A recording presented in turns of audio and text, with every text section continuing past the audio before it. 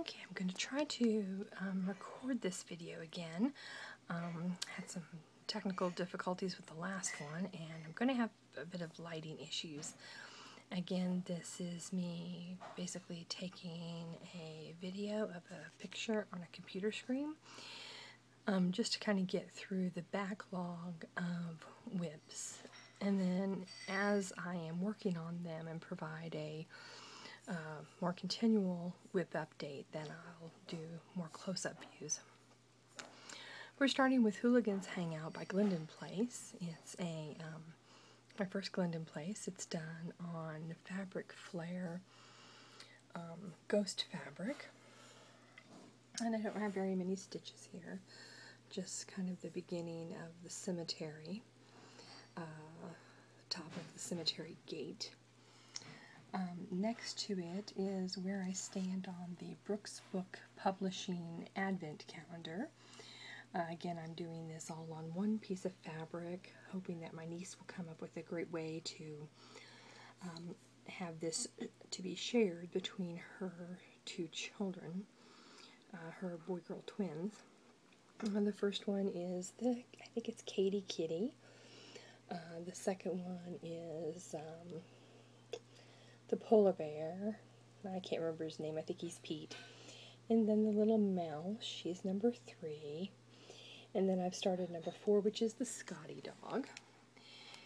And this is on, I believe it's Babbling Brook linen. I think it's 32 count. Okay, the next picture is a kind of a whole mess here. We're going to start off with Elizabeth Needleworks Designs Antique Animal Sampler.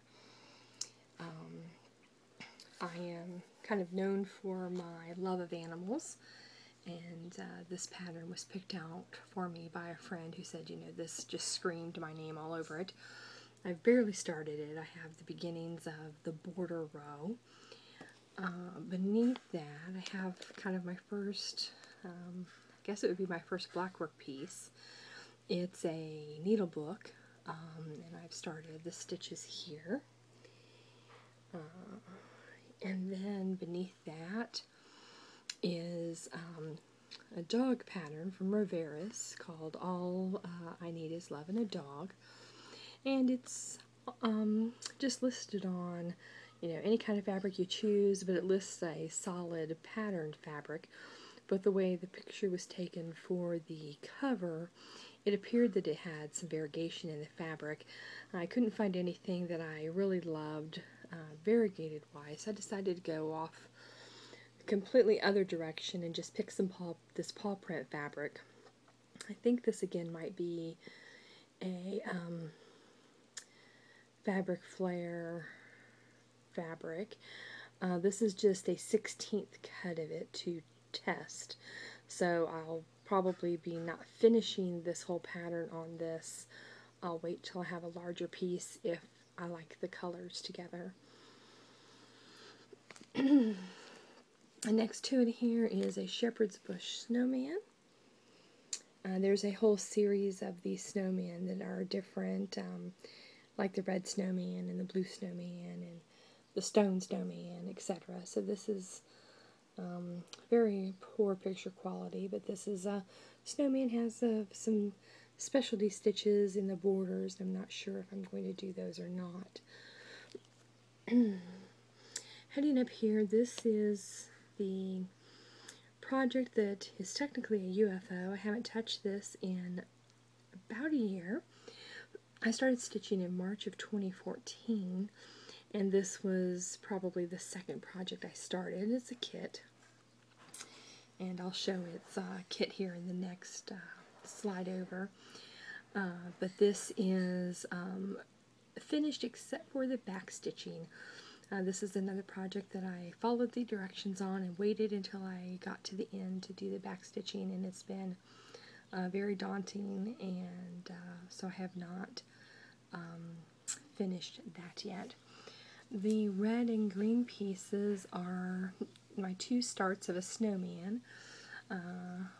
One of my really good friends found a snowman pattern in one of her cross-stitch books, and she really wanted her to do 2 of them and I to do 2 of them, and we put them on a pillow. This was supposed to be completed by December of 2014, but as you see, I haven't got very far on them. We keep changing the background color. The orange is the Haunted Love, or Haunting Love. It's a pattern from one of the Facebook groups I'm in, and I've just started the top here. Instead of doing the black on this, I've chosen a variegated Threadworks color. It's kind of a dark blue, bluish purple kind of tone. And the one up here in the middle, oops, this is a Victoria's sampler, I believe, Living Free. This is a little sheep playing and some nice wording. Really, all I have on it is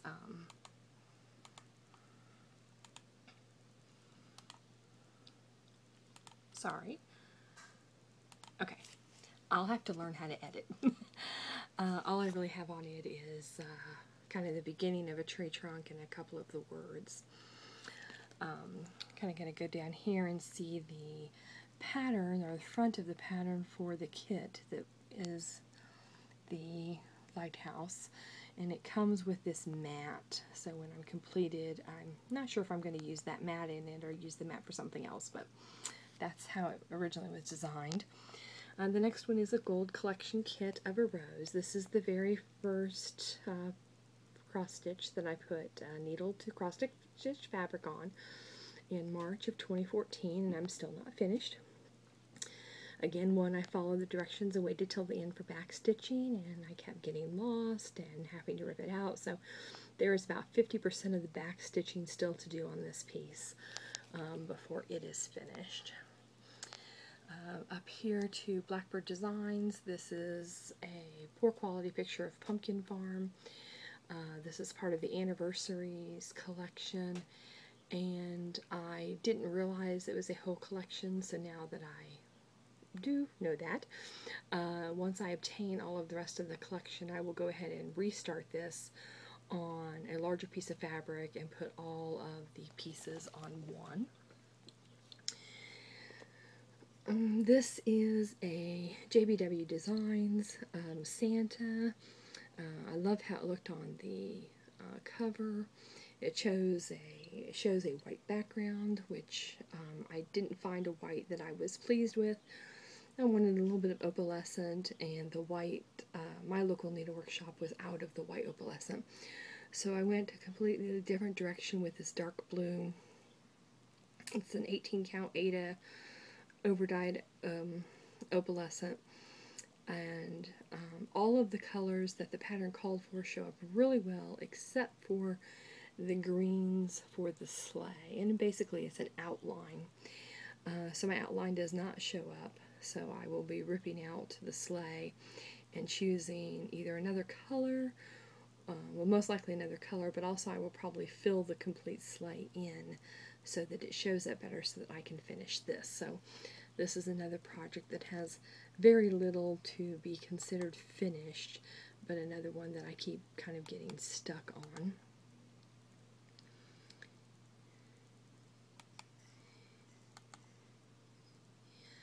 Okay, so here that's kind of a better picture of the Pumpkin Farm pattern, what it should look like when I'm done with it. Okay, this is a Heart's Content Colonial Candle Screen Collection Sampler number 1. This is a beautiful blue house.